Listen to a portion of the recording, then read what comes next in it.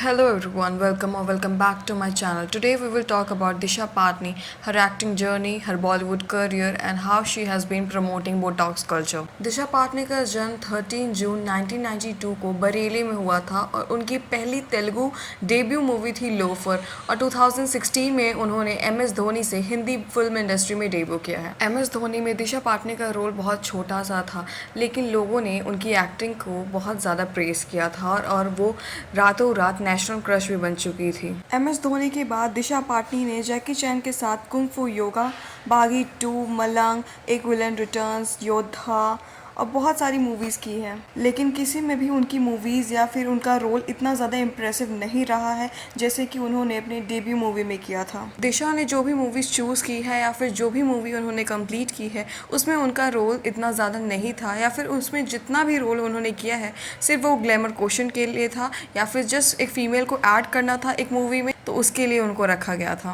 और इसीलिए अब दिशा की इमेज ये है कि लोग उनके लुक्स को ज़्यादा ध्यान देते हैं एज़ कम्पेयर टू उनकी एक्टिंग को। 2016 में दिशा पाटनी के साथ सेकेंड लीड में कियारा आडवाणी भी थी और अगर हम आज की बात करें तो कियारा आडवाणी का करियर ग्राफ कुछ ज़्यादा ही अलग हो चुका है एज़ कम्पेयर टू दिशा पाटनी, जहाँ पे कियारा ने हमेशा ही अपनी एक्टिंग पे फोकस किया एज़ कम्पेयर टू अपने लुक्स और उन्होंने एक से एक बड़ी मूवी दी है। वहीं अगर हम दिशा पाटनी की बात करें, उन्होंने MS धोनी के बाद इतना कोई इम्प्रेसिव रोल नहीं निभाया है और ऑडियंस भी उनकी एक्टिंग को अब भूलती जा रही है। Apart from her acting, Disha is more relevant today because of the paparazzi culture.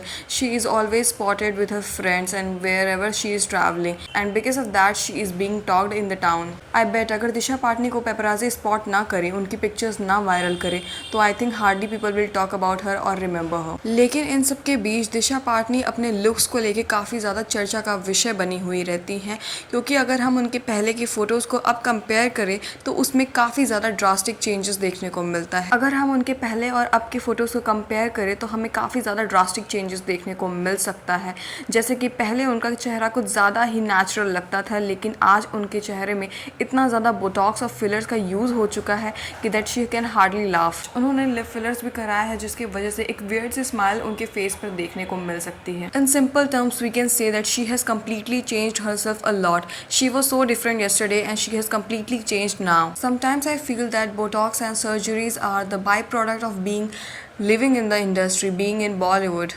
Because there's a lot of peer pressure on you when you are an actor and you have to look in a certain way. And I feel sometimes कि दिशा पाटनी को उतना ज़्यादा insecure कराया गया होगा उनके looks को लेके, तभी उन्होंने इतना ज़्यादा ट्रांसफॉर्म किया है अपने लुक्स को। And the worst part is that being a celebrity you preach a lot, people are inspired by you and this is something which is being taught in the industry that you have to look in a certain way, you have to look beautiful wherever you go, and this is something which can spoil the young generation, the youth. The biggest problem is कि जब आप Botox कराते हो या surgery कराते हो, you show the best part of it, you show the glory of it, but you don't show the side effect of it. Like आपको कितने ज़्यादा पिल्स खाने पड़ते हैं और आपको 3-3 महीने पे या 6-6 महीने पे अपने बोटॉक्स पे इंजेक्शंस लेने होते हैं, you don't tell them. और ये सब देख के शायद यंग जनरेशन को ऐसा लगता होगा कि हम अगर फिलर्स कराएं, बोटॉक्स कराएं, तो we can be as pretty as them. And this is the wrong message which is being spread in the. We can't blame Disha Patni only for all these things because she is not alone in this race.